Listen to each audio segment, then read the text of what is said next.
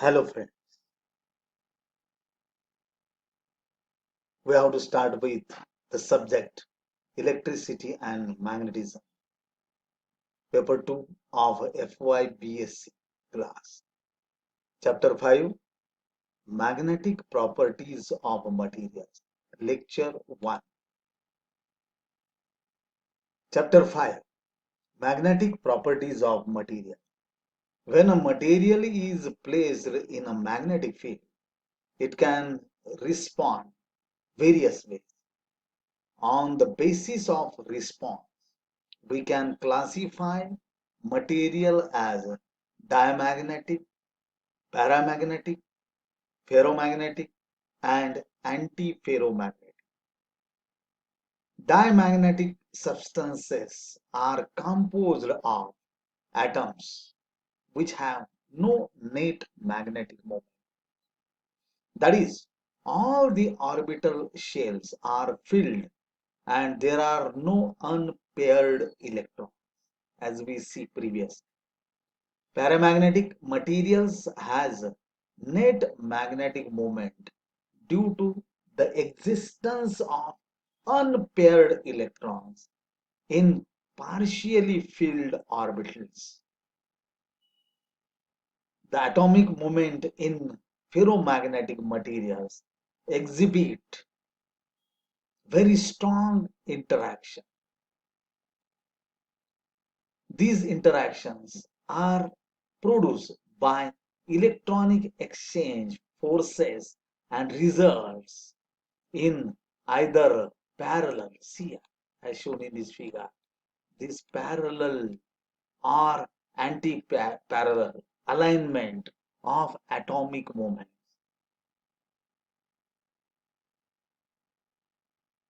Most materials are generally considered to be non-magnetic and they become magnetized only in the presence of an applied magnetic field. For example, diamagnetic and paramagnetic materials. In these materials, the effects are very weak and the magnetization is lost as soon as the external field is removed. Materials placed in an external electric field not only have a large magnetization but also retain it even after the removal of the external field. These properties of materials are based on magnetic dipole moment of each atom and their orientations in the material. The effect of external magnetic field on the dipole moments are studied using different quantities like magnetization, magnetic susceptibility, magnetic permeability. On the basis of magnetic properties of materials, they have different uses in real life world. Magnets are used in VCR, audio cassettes, credit cards, speakers, microphones, MRI in hospitals, magnetic storage devices like hard disks. Magnetic properties. The first magnetic properties we have to see is magnetization. That is vector M. Okay. As we know that matter is made up of atoms. Atoms are made of nuclei and electrons. This is the nuclei and these are the electrons. These electrons are revolving around the nucleus in a closed path and hence constitute electric current loops. Every current loop has a magnetic dipole moment and hence electron in an atom has a magnetic moment due to its orbital motion. Each electron has permanent angular momentum, also even if it is in rest or it is in at rest. Such an angular momentum is a permanent and called spin angular moment. Corresponding to spin, each electron has a permanent magnetic moment. The value of permanent magnetic moment due to the spin, see here, due to the spin is mu s is equal to 9.285 into 10 raised to minus 24 joule per Tesla. The second figure shows the comparison between this nucleus and this sun, where this with the nucleus the electrons are revolving around the nucleus, and what happens here, this sun is there and the planets are revolving in particular orbits. Okay, also these planets spin itself. That means like this there is a spin angular momentum. The resultant magnetic moment is the vector sum of all such a magnetic moment. Generally, the magnetic moments of atoms are randomly oriented, as shown in figure. See here, these magnetic moments are randomly oriented. There is no any alignment. Generally, the magnetic moments of atoms are randomly oriented. Hence, there is no net magnetic movements in any volume of the material. See, if we see this particularly, we can say that these movements, then these are randomly oriented. Okay, when no magnetic field is applied, that means this vector B is equal to 0, as we see previous. Okay, and therefore this M or vector M is also, there is no magnetization, also equal to 0. When the material is kept in external magnetic field, torques act on the atomic dipole. Torques act on the atomic dipole.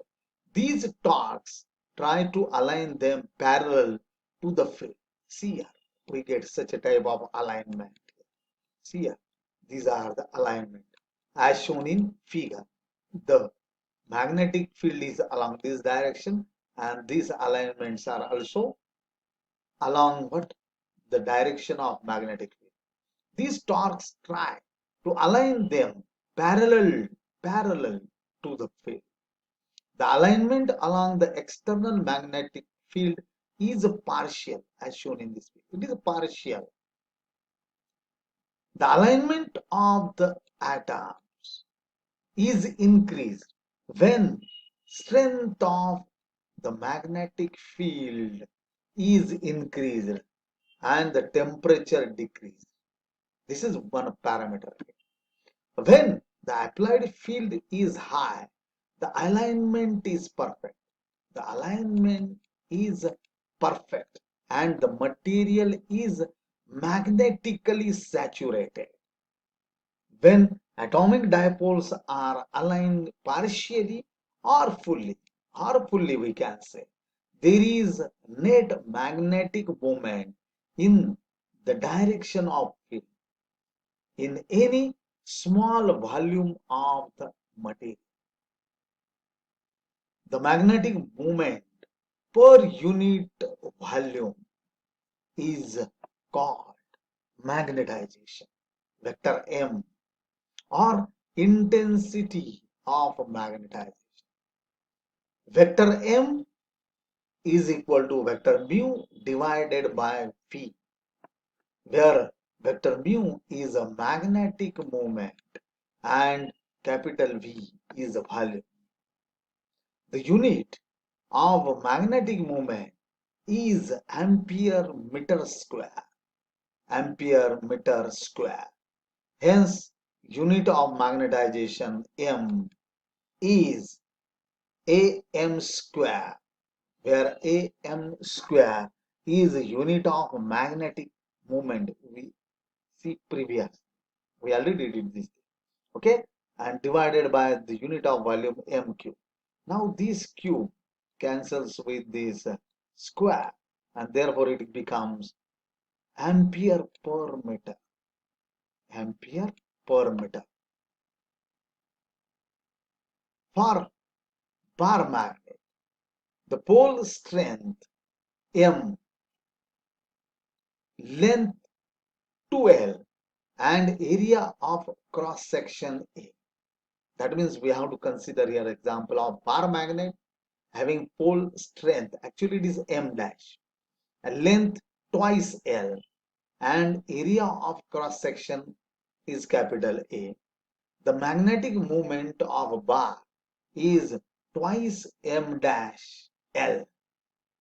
That means M dash into twice L. This is the magnetic moment of the bar, where M dash is the pole strength. The intensity of magnetization is vector M is equal to vector mu divided by V, which is equal to twice M dash L, where this is nothing but what? Magnetic moment. Okay, and this is volume. Okay, actually this is what? Cross sectional area into length. It gives the volume. Okay, and this L get cancelled, this 2 get cancelled, and I get M dash per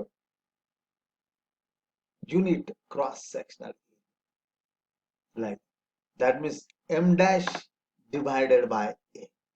From this equation, the intensity of magnetization may be defined as the pole strength per unit area. Pole strength per unit area.